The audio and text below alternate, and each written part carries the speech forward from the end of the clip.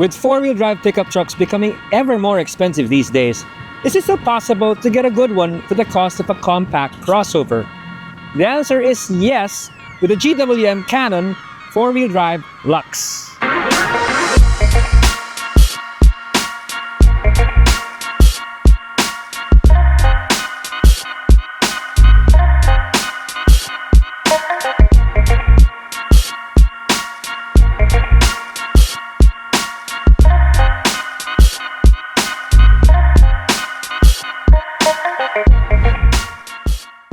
Welcome to the Garage on Ride By. GWM made waves a few years ago when they introduced their line of value-packed SUVs and pickup trucks. The pickup truck line is called the Cannon, and it comes in several flavors, in 4x2 or 4x4. And for 2025, the Cannon has been updated with more power and more features without changing the price too much. Right away, I will tell you the price for the LUX 4x4, and it is $1,348,000 only. For 2025, the updated Cannon is powered by a 2.4-liter turbocharged 4-cylinder diesel rated at a robust 182 horsepower and 480 Nm of torque. That is around 20 more horsepower and 80 Nm more than the previous iteration, which we reviewed earlier this year. The transmission now has 9 speeds instead of 8, and it still has the capable full-time four-wheel drive system supplied by BorgWarner. As pickup trucks go, the Cannon is big enough to be useful, but not so large as to be unwieldy. It measures 5,416 millimeters long, 1,947 millimeters wide, and is 1,886 millimeters tall with a 3,230 millimeter wheelbase. Towing capacity is 3,180 kilograms braked, with payload capacity at 1,050 kilos. The cargo bed is a square with a length and width of 1,520 millimeters and a bed height of 540. As for off-road figures, it has an approach angle of 29 degrees, a departure angle of 27 degrees with 224 millimeters of ground clearance and 600 millimeters of wading depth. It rolls on 265 on 60 series 18-inch wheels with all-season tires supplied by GT.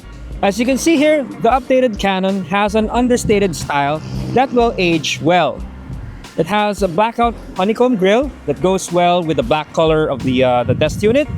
But the surround here is gunmetal gray and it's plastic. Okay, so you also have some chin protection here, but it's also plastic, and then may honeycomb fairing ka pa rin dyan.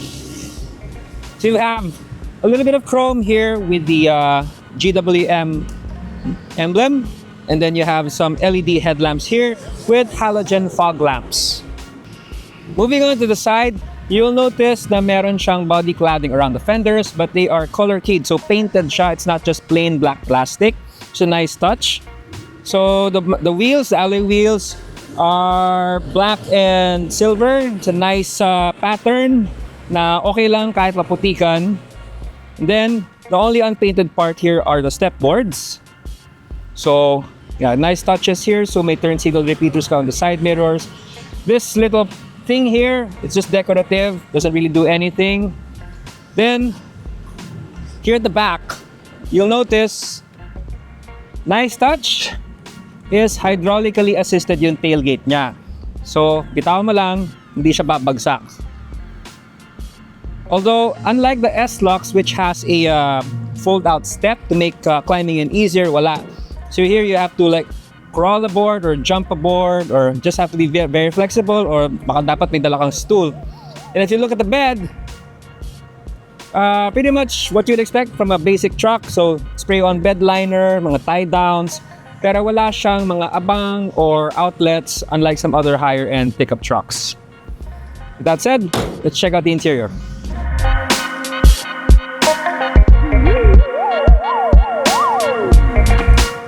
So, the Cannon, the 2025 Cannon, has an updated interior, and I must say it is very nice. Parang nasa loob ng SUV. Init. Huwag muna natin aircon. So, a lot of attention has been paid to making it functional but also aesthetically pleasing. So you have a big touchscreen here for some of your secondary controls. You have a 7-inch TFT instrument panel here. Wala na yung analog cluster or yung analog digital cluster of before. And then here you have a wireless charging pad. You have automatic aircon. You have controls for your blower and your temperature. No, just the blower over here. So you have real buttons here. Also for your hazards, your defogger. This is for your hill descent.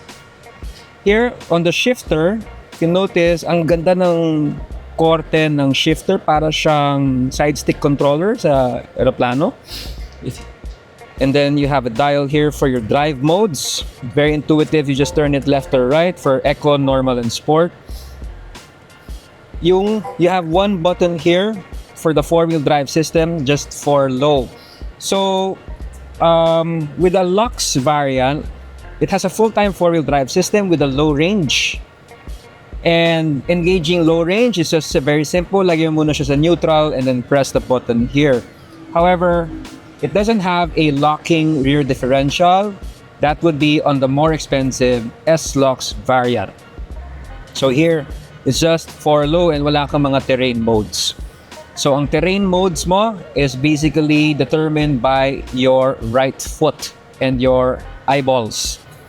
Then here again, going back to the panel here beside the shifter, you have several buttons for your accessory outlets. So 12 volt 1, 2, and 3.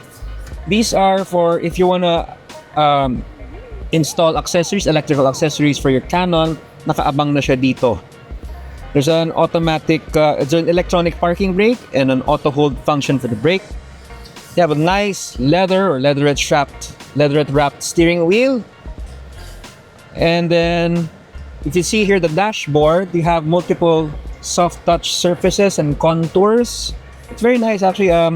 This is a very flat surface, so unimpeded yung view mo. And then may konting landi dito on this vertical panel here. May pattern siya, may outline of a pickup truck. Then you have some satin silver accents, bezels around the aircon vents and for your door pulls. If you noticed, getting inside the truck was no biggie because meron siyang grab handles for both the driver and the front passenger. Aside from the stepboard, of course. There's lots of headroom, of course. And then, even the door panels have leatherette para maganda yung tactile experience mo. And here, look here at the console box. Almost forgot. It is cooled. So you can have your small refreshments here. Init ngayon eh. So lamig pa ng Royal ko.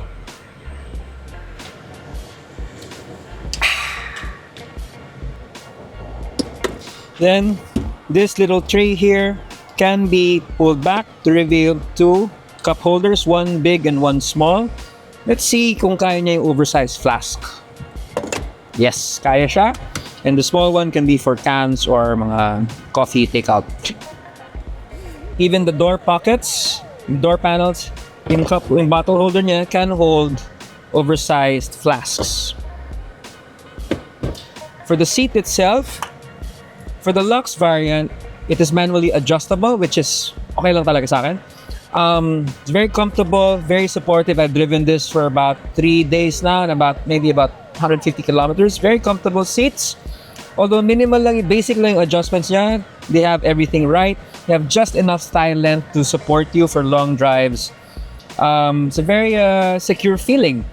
From the driver's seat, you have rather thick A-pillars, but GWM has made a solution to this by introducing corner cameras to reduce the blind spot.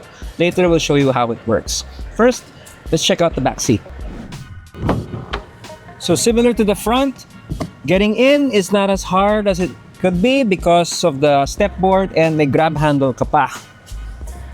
We've got a lot of legroom here and headroom, surprisingly. Although, of course, the angle of the seat back is almost vertical kasi nga you're up against the bed. Pero for shorter trips, it's okay. Even yung anak ko, yung bunso ko, nakatulog din naman siya. And then even at the middle, It's bearable for a few hours, maybe. You also have a fold-out armrest, pero wala kang cup holder here. So you only have 2 bottle holders here at the door panels. You have 2 AC vents sa gitna and 2 USB-A outlets with a little cubby hole for a phone, smaller items, standard map pocket sa gitna. Now, I want you to see these seat backs.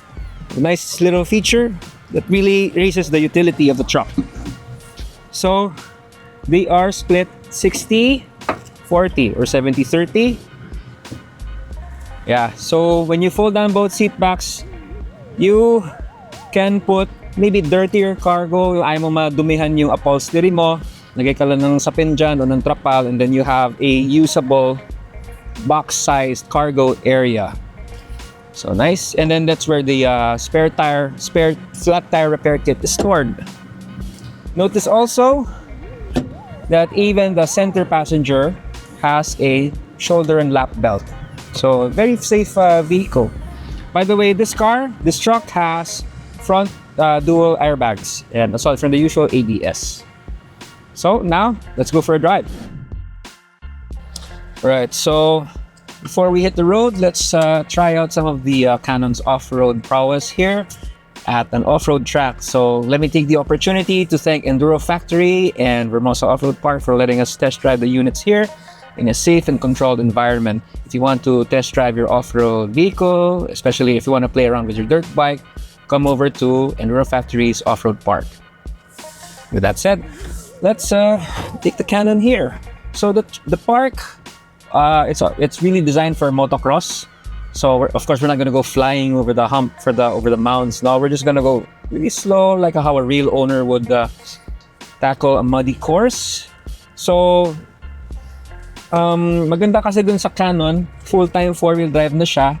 So you don't need to think about engaging 4-wheel drive kung moderately muddy or slippery. You just have four low range kung talagang madulas na. That said, it has all-season tires, so we have to be very careful pa rin na wag sobrang putik. So I'm just here to see how smoothly it delivers the power.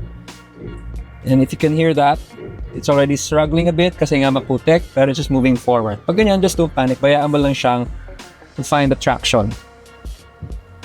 Then, so look at that. Right away, I can tell that this TFT screen, it looks nice, pero it needs a hood kasi ang taas ng araw ngayon, so nagre-reflect na yung sunlight dun sa screen, and there's a bank of warning lights here on the right that because the sunlight is hitting it, you kind of think na baka na umiilaw na yung mga warning light, pero hindi naman, naiilaw. It just so happens na naiilawan siya. It also tends to dim out the fuel level and the temperature. So a hood would be nice here to make it easier to read. Okay, so let's engage 4 low. To engage 4 low, you just put the truck in neutral.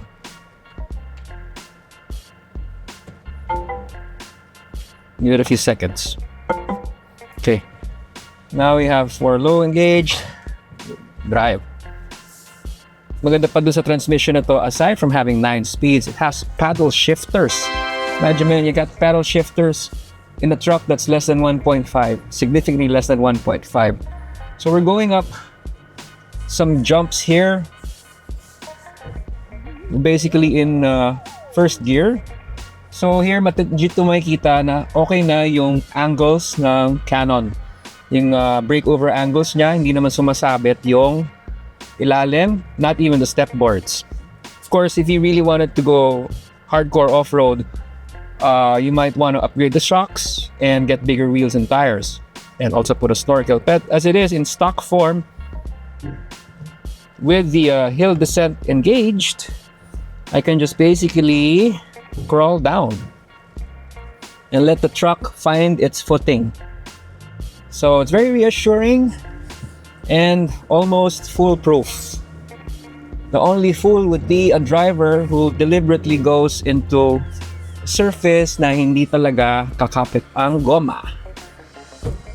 So, bit clunky lang kasi pag low range, sobrang tight na ng gearing yan. For tight turns, mataas na yung friction yan. And here also, the camera has a very good wide angle view of the back para madali kang makapag-maniobra. Kanina nagamit ko sa trail kasi I had to back out kasi sobrang putik na. So I just used the camera to basically get reverse about 100 meters. Okay, so now let's go back up this steep mound here. With that mound over there, it's pretty steep. Para siyang stairs actually, yung gradient niya. Let's say it's about 20 degrees at least. So here, the four-wheel drive is trying to find the most traction. Wow, look at that. We're looking at sunlight. We're looking at the sky already. So pag ganyan, for newbies, sige lang. Ganda kung may spotter ka kung hindi mo kabisado yung daan. And then just glide over it. And then roll down. So we're in drive and 4 low. Gapang lang siya pababa. No problem. Of course, it's not I'm not telling you dapat lahat ng mga trails susugurin mo. There are some trails that still need to be taken with caution, especially if the trail is predominantly yung talagang ganyang kaputik na maghuhukay na. For this one, I'm confident I can still make it through. Walang problema yan. But if it was very long, like a kilometer, madali kang mababalahaw kahit naka four-wheel drive ka unless modified na and you have a winch. Pero here, just power through it. You're bound to have enough tractions. And then here, to disengage 4 low, very simple. Put it back in neutral, press the button, wait a few seconds. Then, go back to drive. It's very easy. It's amazing nga the technology ngayon kasi I learned how to drive four-wheel drive trucks nung late 90s, no? Or early 2000s where you had separate lever for 4 low, 4 high, and then lately naging mga analog, mga rotary switches. Now it's just a single button. So it's very, very intuitive and easy to master. So here we have a tight trail coming up.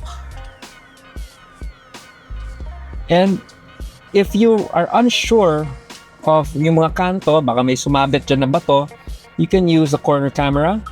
There, galing. The corner camera works for the right side. It's activated when you turn on the turn signal. So it's very easy to guide your truck through or to lower the risk of scratching your truck. Meron ba siya sa left side? Wala siya sa left side. So it's just for the right side. Okay? And now, let's see how we go in reverse to use the camera. So up ahead kasi, pero medyo mud pit na yan. I don't want to go there on stock tires. So we're just gonna reverse ourselves out. It's too tight to U-turn. So yung guidelines niya move depending on to show you the orientation of your tires, front tires. So modulating the power of the engine is easy at low revs. As long as kabisado mo yung turbo lag na nangyayari. Kasi pag pumalo yung turbo lag, biglang magsa-surge yung sasakyan. Yung scuffing na narinig mo, that is the front tires engaging kasi nararamdaman nyo na nagsislip na yung likod. So, tinatransfer niya yung power sa harap actually. So, that's a benefit of a full-time four-wheel drive system. It does all the thinking for you based on yung sensors niya. Okay, so very useful in camera. Now we can turn around, go back, and hit the road. While we're on the topic, I love the steering. It's very light, but not so light na manhid na. So obviously, you can see I'm steering one-handed here. Ganun kaganda yung effort. Ganun kagaan yung effort, but at the same time, I still have some decent steering feel through the rim of the steering wheel. So I have a good idea of the available traction. So we're just using the basic four-wheel drive system. Hindi tayo naka-low range. Let's see if we can power through this muddy patch here. Medyo malalim yung putik na yan.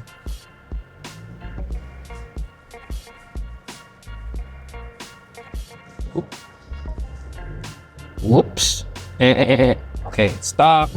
So pag ganyan, let's see if the low range can get us out.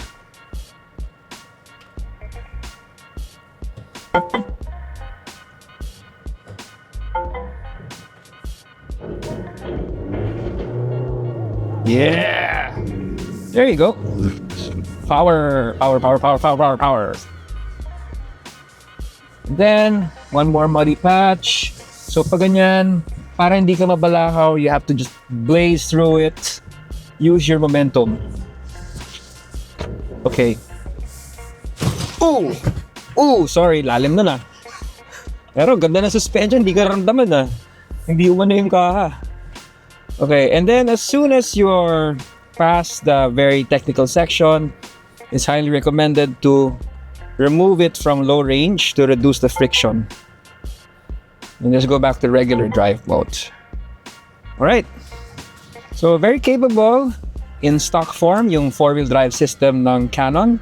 A few modifications, pwede na siya pang trail busting, although wala ka pa rin locking rear diff, so maybe if you really need that, maybe you should upgrade to the LUX, which is about 1,498,000 and also gets you some other additional safety features. But as it is, as a blank canvas, the 4-wheel drive LUX already checks a lot of boxes for me. Hey there! Before we continue, did you know that we also have an online store? It is www.rideby.ph. Everything you need for your car and or your motorcycle. We've got detailing products, maintenance parts, gear, and many more. Do check it out and get 10% off your first purchase. Now, back to regular programming. Okay, so before we hit the road, I just want to set up the car to my preferences. So, for the driving features, you press this little car icon here. So, remember your driving mode. Do you want to turn off your stability tracing?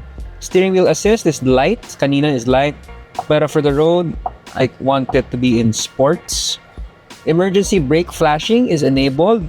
Kunyari, mag-panic brake ka, magaan yung turn signals mo to warn yung mga nasa likod mo that you are in a emergency.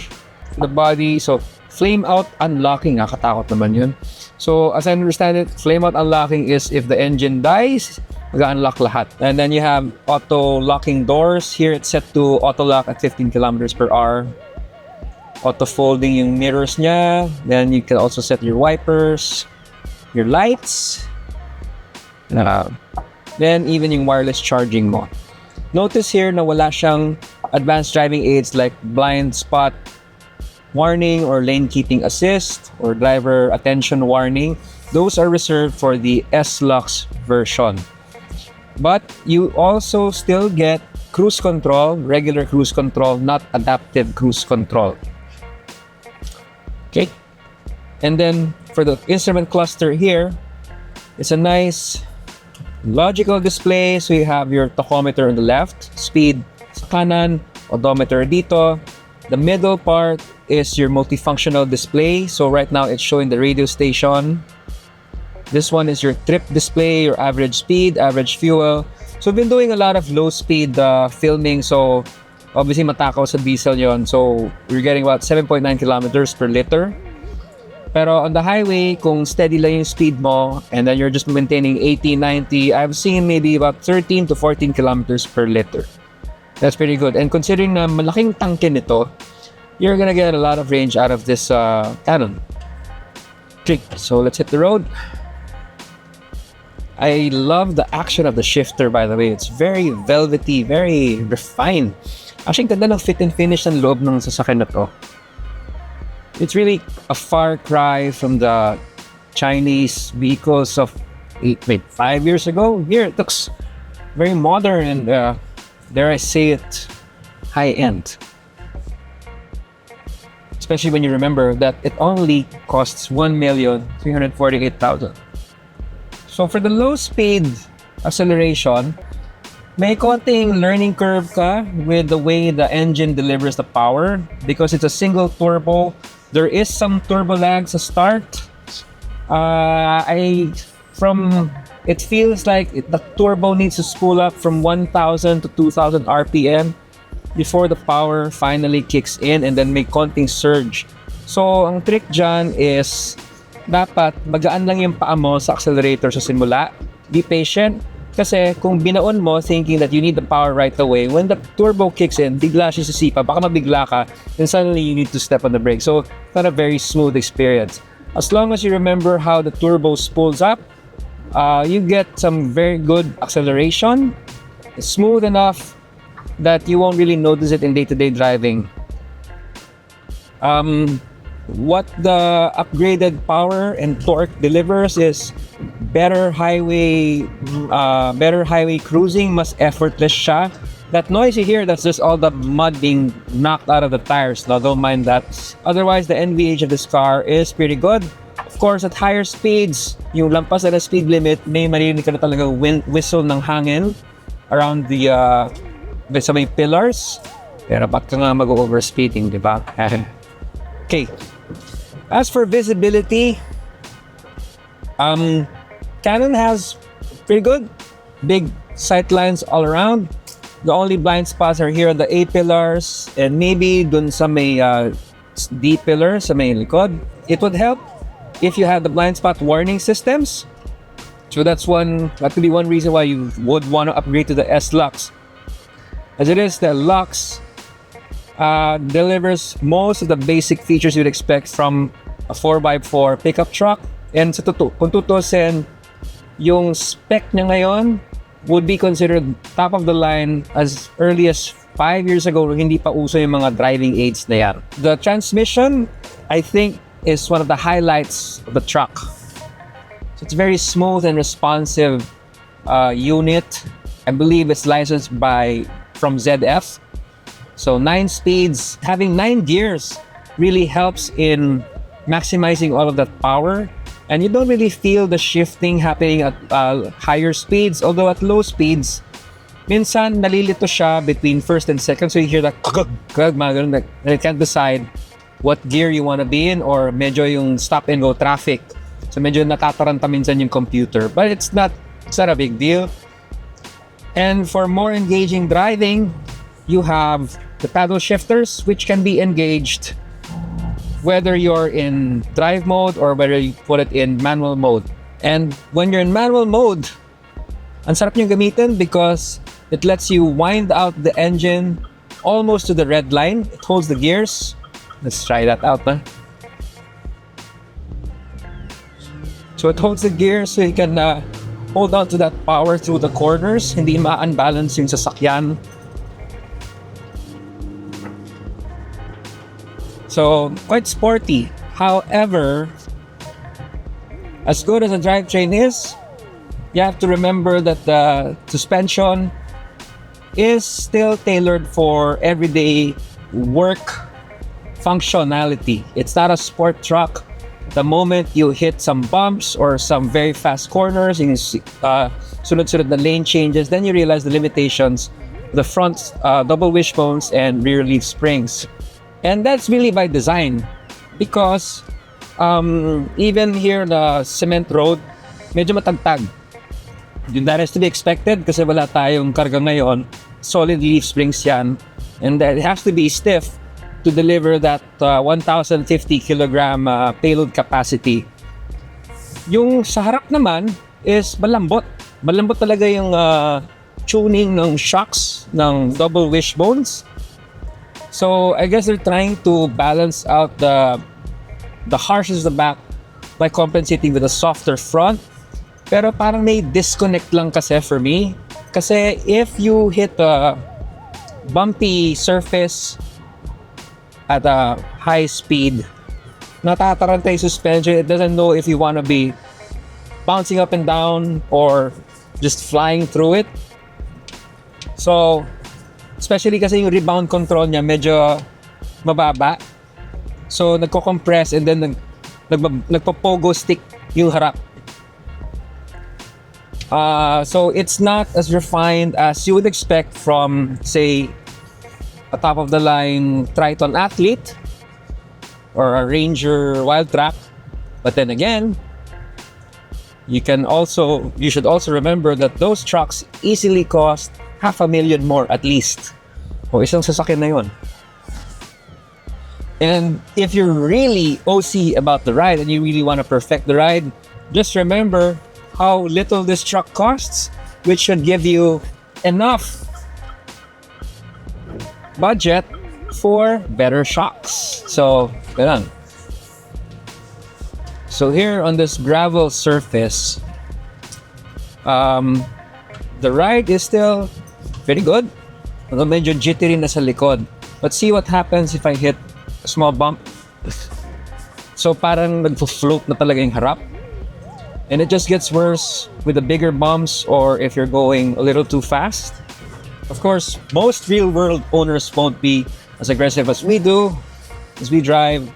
But it's just to show you that when you buy this truck and you ever hit a patch of off-road, you might want to take a little bit of extra precaution. Don't be so aggressive. If only to make the ride more comfortable for you. So, can it go off-road? Yes. Can it go off-road quickly? Well, that depends on how uncomfortable you want to be and how much you want to risk breaking your truck. Like, see this with deep ruts here. Let's see. Kaya ba natin ng regular four-wheel drive? There. Oof. Kaya. So, overall, I can't help but really like the Cannon, especially in the LUX format.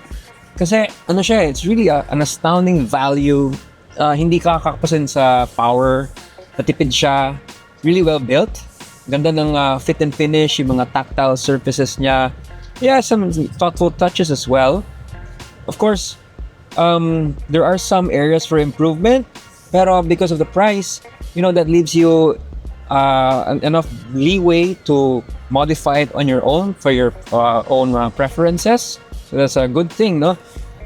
Basically, I think it's a smart buying decision to consider this one. Siguro ang only limitation lang is politics aside, no? If you're willing to consider a Chinese brand like GWM, basically ang limiter mo lang dito is they don't have that many dealerships yet throughout the country. So I don't think we have too many outside of the NCR. So kung walang malapit na dealer sa'yo, you're out of luck, or you have to really make the trek to go order one yourself. Pero for the price, again, I can't keep repeating how good the price is. No, sorry. It's basically a very versatile platform. It's not super comfortable like an SUV, but the utility, the features, the cabin comes close. If you're looking for a work truck, the non-negotiable ang four-wheel drive function mo, pangkarga or punta ka sa bundok, Cannon LUX should be top of your list.